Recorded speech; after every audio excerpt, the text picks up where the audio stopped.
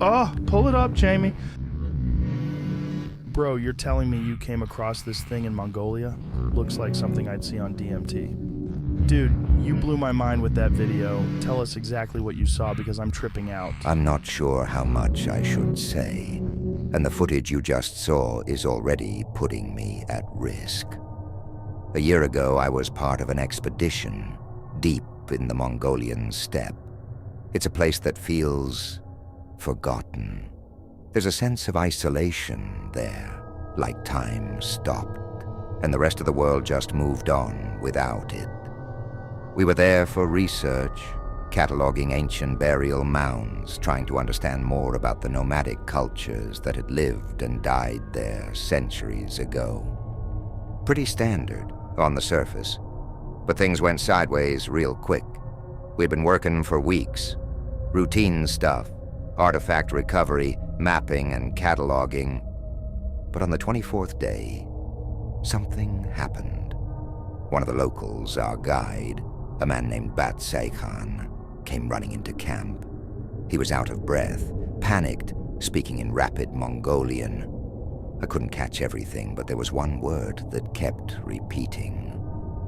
A word I'd heard before, but never really paid much attention to. Morinkur. In Mongolian, that's the word for horse fiddle. A traditional instrument, but Khan wasn't talking about an instrument. He was talking about something else. We followed him. I didn't know what to expect, but the fear in his eyes, hell, you could feel it. It was contagious. So, we ran. Through the endless plains, the wind biting at our skin, until we came to this small, hidden valley, a place I'd swear wasn't on any map. It was like the earth had swallowed us up and dropped us into a place that hadn't been touched by human hands in thousands of years. And then we saw it. I took out my phone and took the footage you all saw.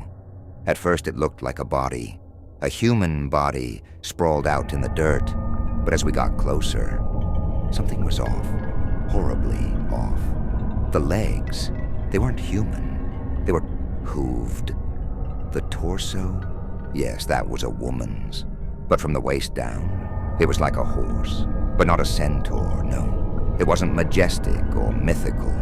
It was grotesque, like two beings had been stitched together, unnaturally, painfully.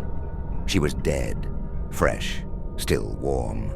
But her body, it didn't belong in this world. It was like someone, or something, had tried to create a hybrid, a human-horse abomination, and failed. The stench of death mixed with the sickly scent of something far older, more primal. And I remember, in that moment, thinking, this isn't right, this isn't possible. But there she was, half buried in the dirt, as if the earth itself had rejected her existence. None of us knew what to say. We just stood there, frozen. But Khan, he started praying. That's when I noticed something else. There were tracks, leading away from the body. Hoof prints, but they weren't just horse tracks. They had a strange, almost human-like quality to them. Too thin, too deliberate. And there were more of them, not just one creature. We debated what to do next. The team was divided. Some wanted to leave, pretend we never saw it. Others wanted to study the body, take samples, document the impossible. But something deep inside me, a voice I didn't recognize, kept screaming, "Get out, now." But we didn't. Of course we didn't. Curiosity, right? It's what drives people like us. We set up a perimeter around the body, began examining it, trying to figure out what in God's name we were looking at. That's when we heard it. A sound. It came from the hills around us. A low, almost guttural noise. Like a growl mixed with the unmistakable neigh of a horse. But it wasn't just one. It was a chorus, echoing, coming closer. The sun was setting and the valley was growing darker by the second. That's when I saw them, shadows, moving at the edges of our camp, large, too large to be human. Too fast. Too wrong. And then they stepped into the fading light. They were like her, like the corpse, but alive, breathing, watching us. Half human, half horse. But not in the way you're thinking. These things, they were more beast than human. Their eyes, God, their eyes, they had this dead, hollow look to them, like they were ancient, from a time before time, and we were intruding on their domain. One of the creatures stepped forward. Its upper body was that of a man, but its face, it was twisted, as if it had been human once but had forgotten how. Its lower half was unmistakably equine, but it moved with a predatory grace that chilled me to the bone. It didn't speak, not in any language we could understand, but it made sounds, low, guttural noises, like it was trying to communicate, trying to warn us, maybe. I don't know, but what I do know is that it wanted us gone. The team was in a panic. I could see it on their faces, the fear, the disbelief. But before we could do anything, one of them, Harrison, our lead researcher, he made a fatal mistake. He reached for his camera. He wanted to document the creatures further. I guess the footage I got wasn't enough for him. The moment he raised the camera, the air changed. The creatures, their growls turned into something else, a shriek, an ear-splitting, unnatural cry, and then they charged. Harrison didn't stand a chance. One of the creatures, a massive one, knocked him to the ground. And in the chaos that followed, all I could see was blood everywhere.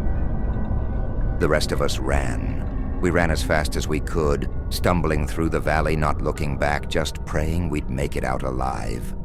But the creatures, they didn't follow. Not far, anyway. They chased us to the edge of the valley, then stopped, watching, almost as if they were guarding something or protecting their territory. When we finally made it back to camp, most of the team was in shock. Harrison was dead. His body, we couldn't go back for it. None of us were willing to return to that place. We packed up that night, left everything behind. But as we drove away, I couldn't shake the feeling that we had stumbled onto something ancient, something we weren't supposed to find. A few days later, we reported the incident to the authorities, but they didn't believe us. Of course they didn't. Who would? A half-human, half-horse species, living in isolation. It sounds insane, but I know what I saw. We all did. And here's where it gets stranger. A week after we got back, Batsekan, the guide, he disappeared. Gone without a trace. I tried to contact him, but nothing. The locals wouldn't talk about him either, like he never existed. Then one by one, the rest of the team started getting visits. Strange men, government types, asking questions, wanting to know what we saw. They took our notes, our footage, what little we had, told us it was for national security. I haven't seen or heard from most of my team since, and now I live with this knowledge, that out there, in the remote corners of the earth, there are things, creatures, that aren't supposed to exist, and whoever or whatever is behind them, they don't want the world to know. I've said too much already. I shouldn't have. I think they're watching. I don't know how much longer I have before they come for me, too. But if you're listening, if anyone's listening, be careful where you go. There are places on this planet that humans were never meant to find. And some secrets are buried for a reason.